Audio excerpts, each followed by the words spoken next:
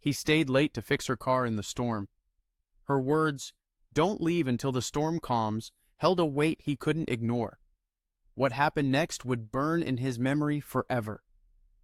The rain came down in sheets, a relentless assault on the tin roof of Redstone Auto, a squat brick shop tucked off Route 20 in Brimfield, Massachusetts. Each drop hit like a hammer, the sound echoing through the empty garage, where I stood under the awning, my jacket soaked through from a mad dash across the lot. I'm Ethan Carver, 22, still trying to piece together what I'm doing with my life. 6 months ago, I landed this gig at the shop, mostly sweeping floors and fetching tools, but tonight I'd stayed late to fix a headlight on a customer's silver Volvo. The neon sign above the entrance flickered through the downpour, casting a red glow across the wet asphalt. I checked my watch, 9:30. The customer was an hour late, and the storm showed no signs of letting up. I paced the concrete slab under the awning, my boots squeaking against the slick surface. The wind whipped rain into my face, cold and sharp, and I cursed under my breath, pulling my hood tighter. My phone was useless, no signal, the storm knocking out the towers. The shop's landline was dead too, leaving me stranded with the hum of fluorescent lights and the rhythmic thud of rain. I'd been told to lock up after the pickup, but here I was, waiting, my hands shoved deep in my pockets to keep warm. Overtime paid double, and I needed the money for rent, maybe even a shot at community college next year. Still, I wasn't thrilled about standing in a storm for someone who couldn't bother to show up on time. Headlights pierced the haze, slow and steady, cutting through the rain like a lifeline. The silver Volvo rolled into the lot, its wipers slashing frantically, and parked just shy of the garage door. I squinted, expecting some grumpy guy in a tie, but the driver's side opened, and a woman stepped out. She was tall, her silhouette sharp against the headlights, wrapped in a dark wool coat that clung to her in the wet. She didn't rush, didn't hunch against the rain like most would. Instead, she pulled her hood up and walked toward me with a calm that felt out of place, like she was above the chaos of the storm. "You Ethan?" she called, her voice slicing through the wind. It was low, steady, with a faint rasp that made me think of late nights or sleepless hours. "Yeah," I said, wiping rain from my eyes. "You're here for the Volvo?" She nodded, stepping under the awning, and the light hit her face. I froze just for a second. She was older than me, probably late 30s, with dark hair curling damply at the ends, framing a face that was all sharp angles and quiet strength. Her eyes were dark, heavy with something I couldn't name, grief maybe, or just exhaustion. She introduced herself as Nora Haskins, her voice clipped but not unkind, and confirmed the car was hers. "Sorry I'm late," she said, brushing water from her coat. "The bridge on Cutler Street is flooded. Roads are a nightmare." "No worries," I said, trying not to stare. Her presence was magnetic, not in a loud way, but like a fire you didn't realize was burning until you got too close. "Car's ready. Fix the headlight and check the brakes since you said they were soft." Her eyes flicked to me, sharp and assessing, like she was trying to figure out what kind of person stays late in a storm for a stranger's car. "Appreciate it," she said, but there was a pause, a hesitation that made me wonder what she wasn't saying. She glanced back at the Volvo, then up at the sky where the clouds churned like a living thing. "You closing up soon?" "Yeah, just waiting on you." I gestured toward the shop's open door, where the warm glow of the lights spilled out. "Keys are inside. Want to come in? It's drier." She hesitated, her fingers tightening on the edge of her hood. Then she nodded. "Sure." Inside, the shop smelled of oil, rubber, and the faint metallic tang of tools. The air was warm, heavy, a stark contrast to the biting cold outside.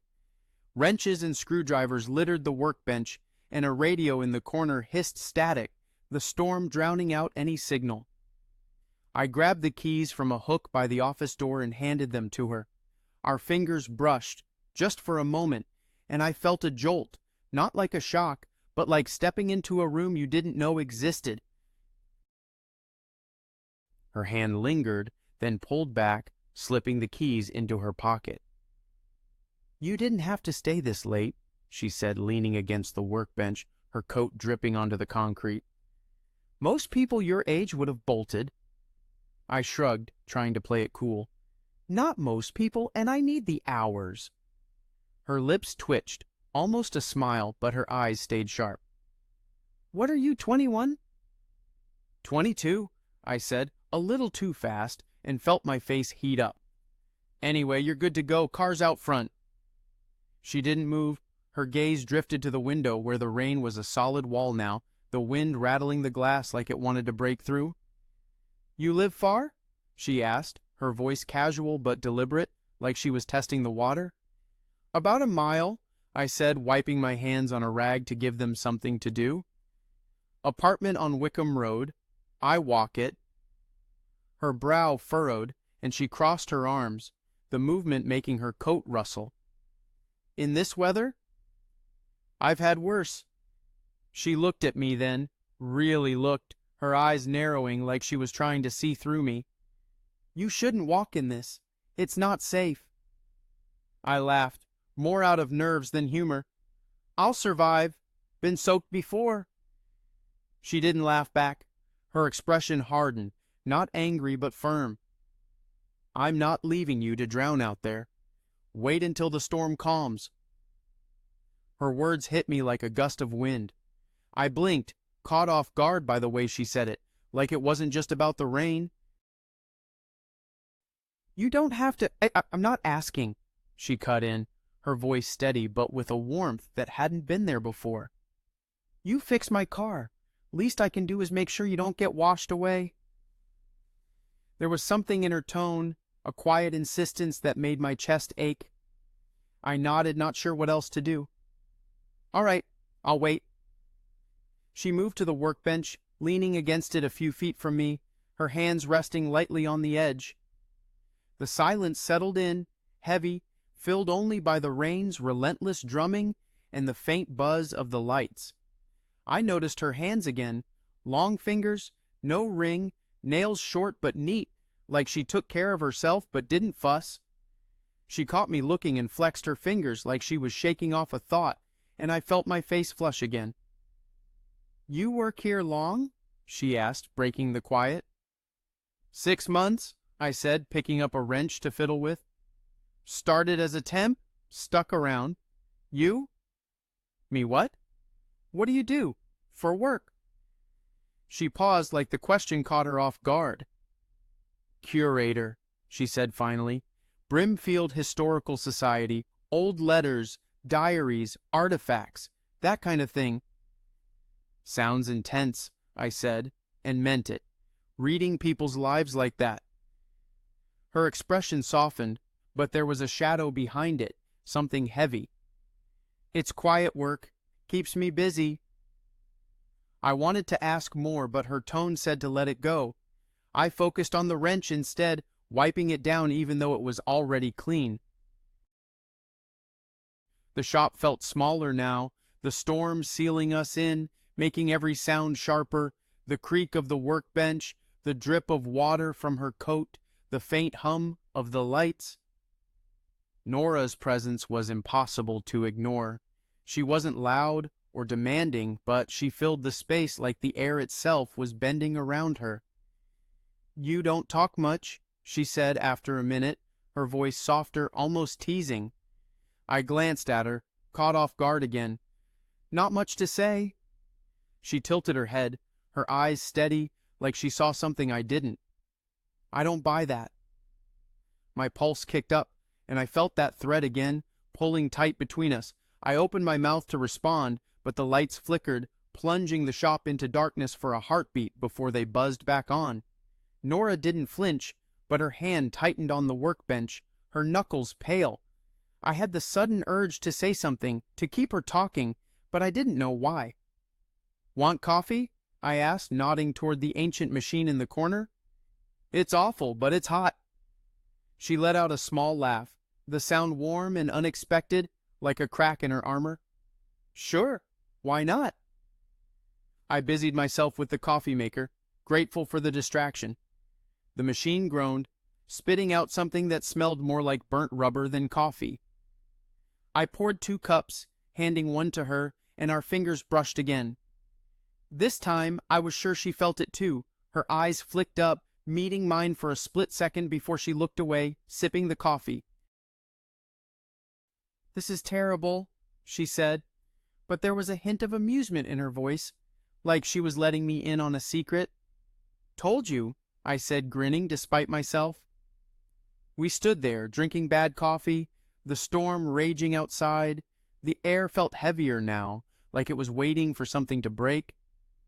Nora set her cup down, her movements careful, deliberate, and I caught myself watching her again, the way her hair fell across her shoulder, the way her eyes seemed to carry a story she wasn't telling.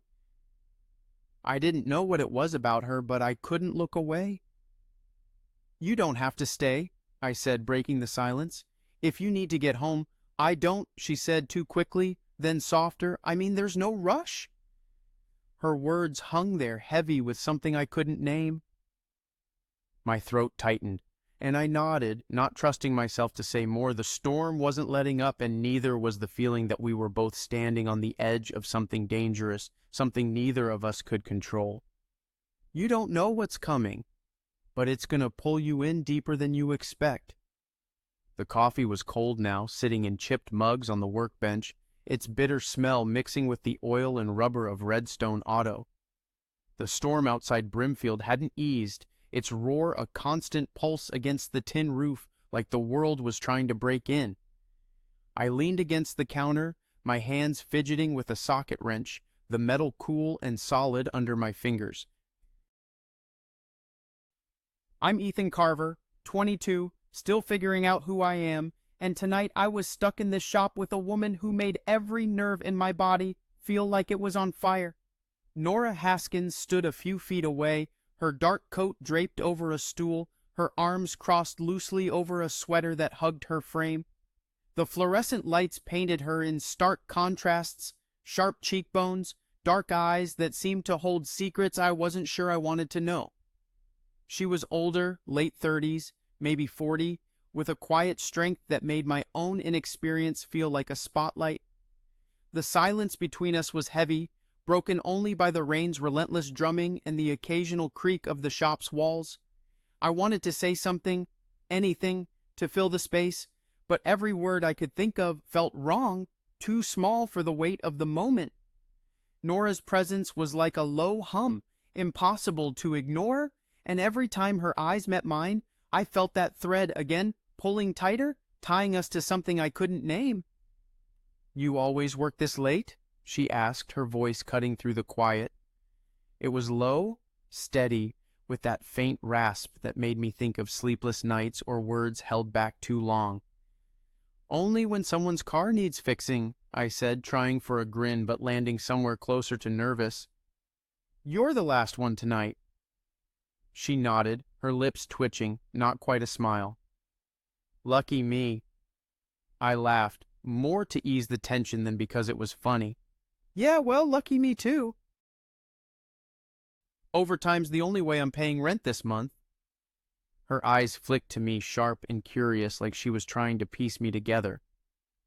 "You're young to be worrying about rent," she said, not unkindly. "What's the plan? This place forever?" The question caught me off guard, and I felt a flush creep up my neck. "Nah," I said, tossing the wrench onto the bench. "Saving up. Maybe college, maybe something else. Haven't figured it out yet." She tilted her head, studying me like I was one of her artifacts at the Brimfield Historical Society. "You will," she said, her voice soft but certain. "You've got time." The way she said it stung, though I knew she didn't mean it to.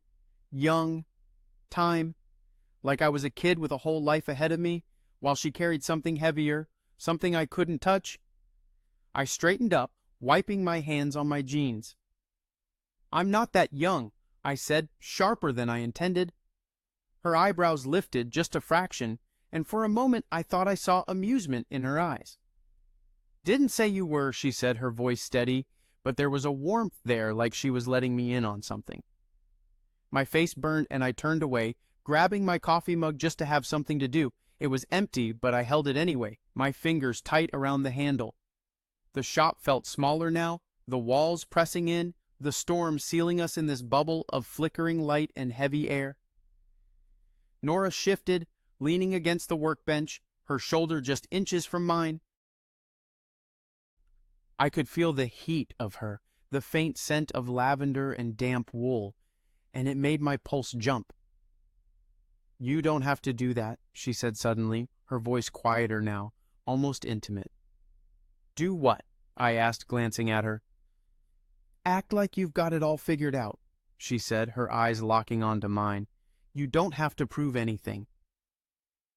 Her words hit me like a punch to the chest. No one had ever called me out like that. Not my boss, not my friends, not even my mom when she was still around. I opened my mouth to argue, to say I wasn't acting, but nothing came out. She was right, and I hated it.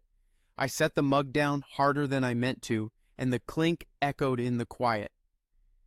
"Sorry," I muttered, not sure if I was apologizing to her or myself. She didn't respond, just watched me, her eyes steady, unyielding. The lights flickered then, a long, slow buzz that made my heart skip. They held for a moment, then flickered again, plunging the shop into darkness for a full 3 seconds before they buzzed back on. Nora's hand tightened on the workbench, her knuckles pale, but she didn't move. I wanted to say something, to ease the tension, but my throat was tight, my thoughts a mess. "Power's getting shaky," I said finally, my voice rough. "Might need to check the generator." She nodded, her gaze drifting to the ceiling, like she was bracing for something worse than a blackout. "This place got a backup?" she asked. "Yeah, in the back," I said. "It's old, but it works." "Usually." She gave a small nod, but her eyes were distant now, like she was somewhere else. I wondered what she was thinking, what kind of life left those shadows in her eyes.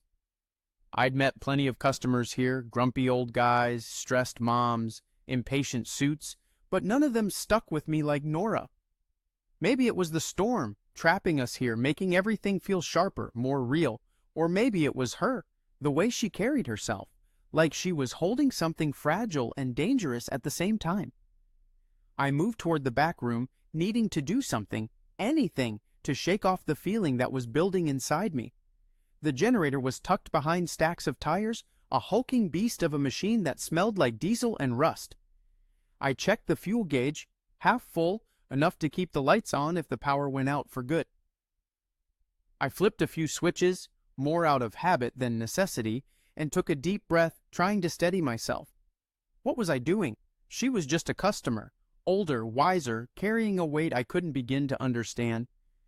But the way she looked at me, the way she didn't look away, it was doing something to me, something I didn't have a name for. When I came back, Nora was by the window, staring out at the rain. The glass was a blur, the world outside reduced to streaks of water and shadow. Her reflection was sharp, her expression unreadable, but her shoulders were tense, like she was holding herself together by sheer will. I wanted to ask what was wrong, to know what made her voice catch like that, but the words stuck in my throat. Instead, I grabbed a stool and sat a few feet away, pretending to sort through a tray of bolts, though my hands were shaking. "You don't have to stay," I said after a minute, my voice quieter than I meant. "If you've got somewhere to be." She turned, her eyes finding mine, and for a moment I thought I saw something break in her expression, like a crack in a dam, letting something slip through. "I told you," she said, her voice low, almost raw. "There's no rush." Her words hung there, heavy with something unspoken.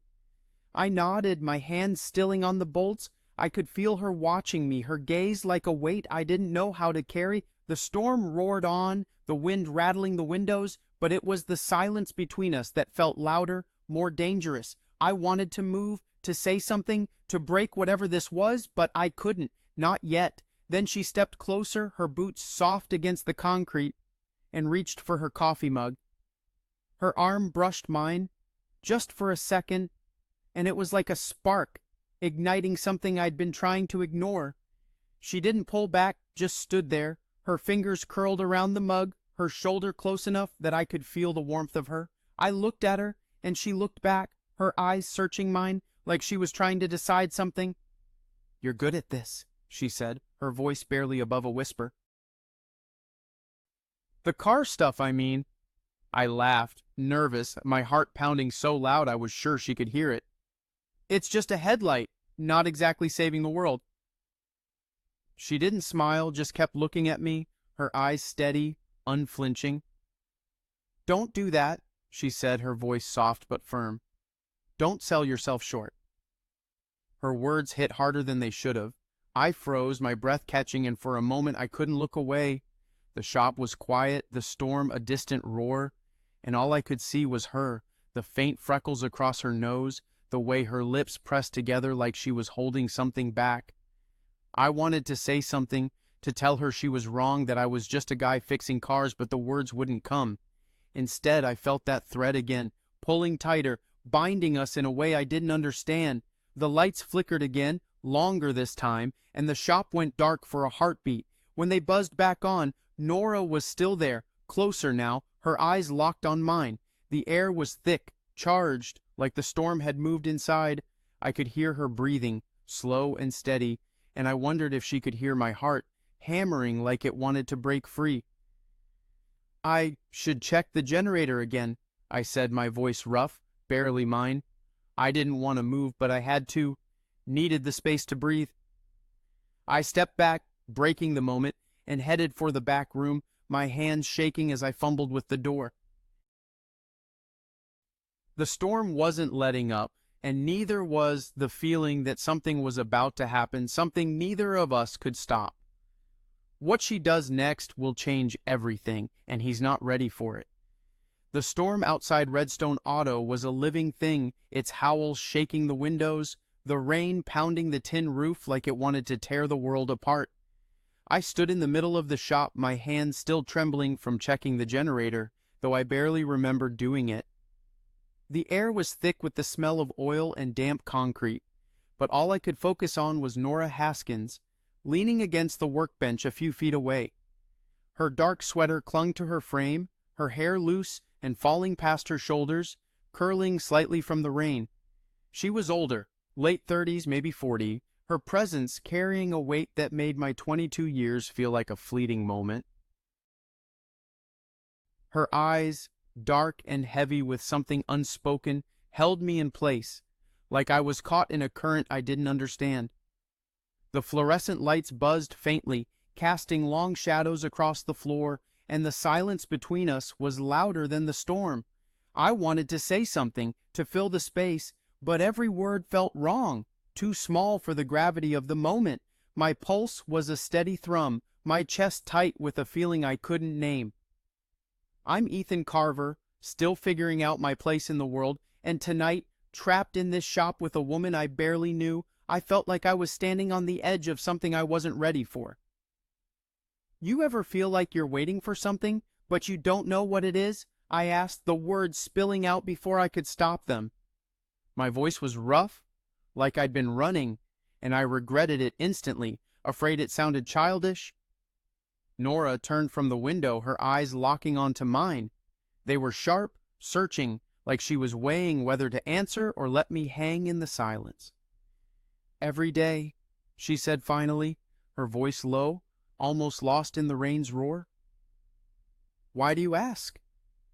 I shrugged, my hands fidgeting with the edge of my jacket. "Just feels like that tonight, like something's supposed to happen." Her lips parted just for a moment, and I thought I saw a flicker of something, surprise maybe, or recognition, before she looked away. She stepped closer to the workbench, her movements deliberate, like she was navigating a minefield.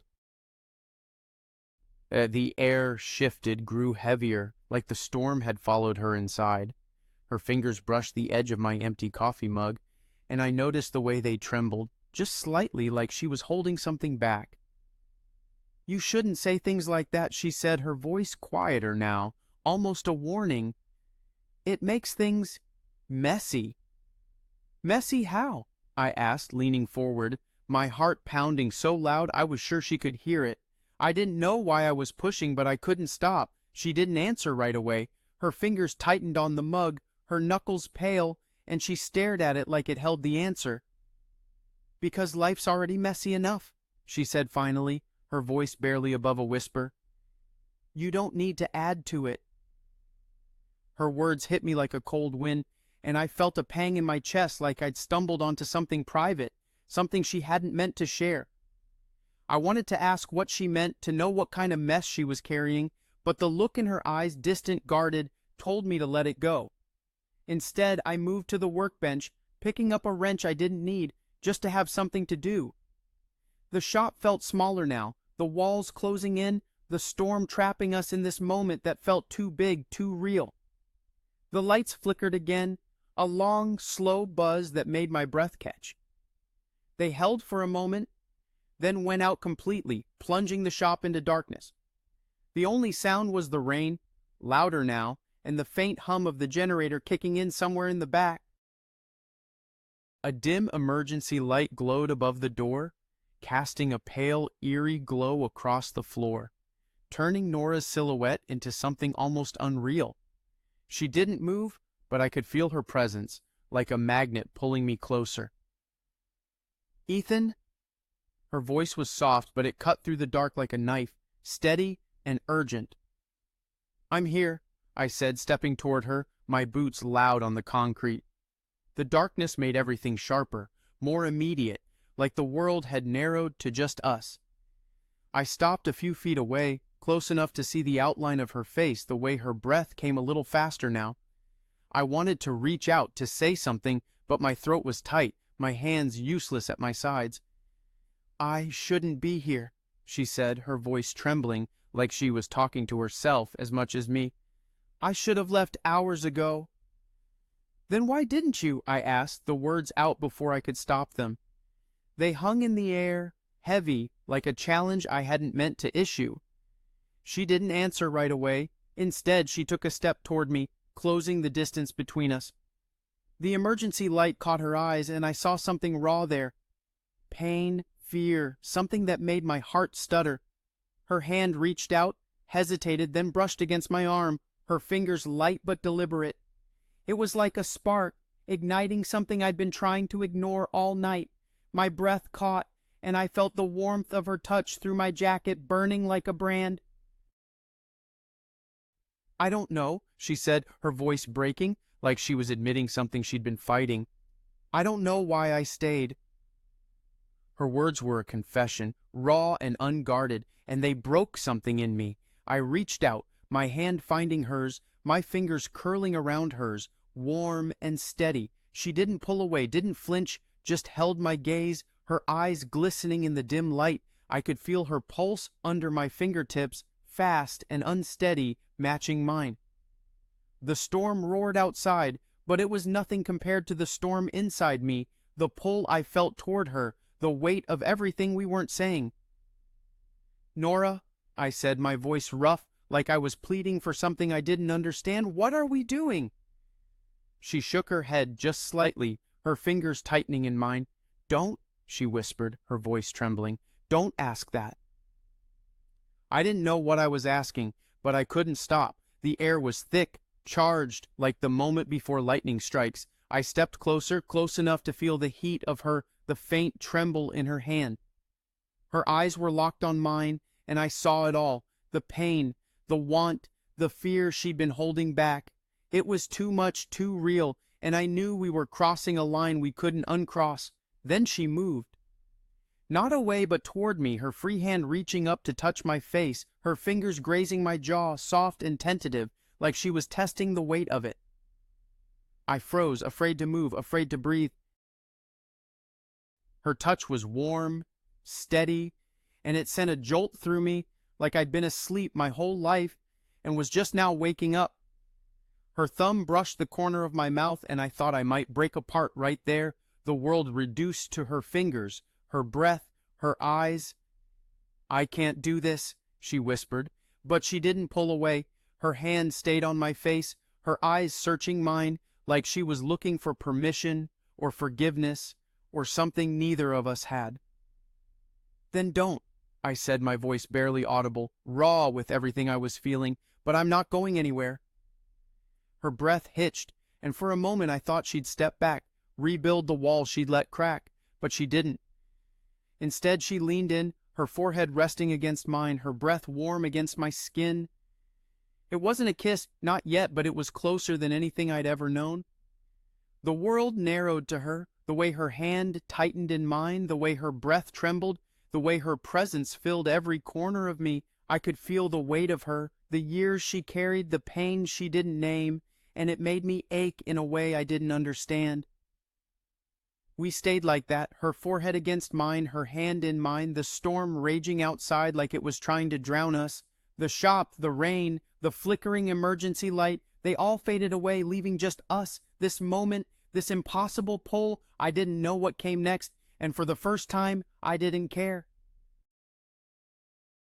Something had changed, something permanent, and I knew I'd carry it with me forever, whether we stayed here or walked away. The generator hummed louder, and the lights flickered back on, weak but steady, casting a pale glow across the shop. Nora pulled back just enough to look at me, her eyes searching mine. There was no going back now, and we both knew it.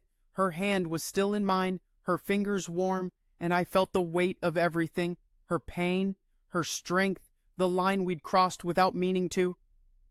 "I meant what I said," she whispered, her voice raw like it cost her everything to say it. "Don't leave until the storm calms." I nodded, my throat too tight to speak. I didn't know if she meant the storm outside or the one between us, but it didn't matter. I wasn't going anywhere. The rain kept falling, the wind kept howling, but in that moment it was just her and me, and the world could wait.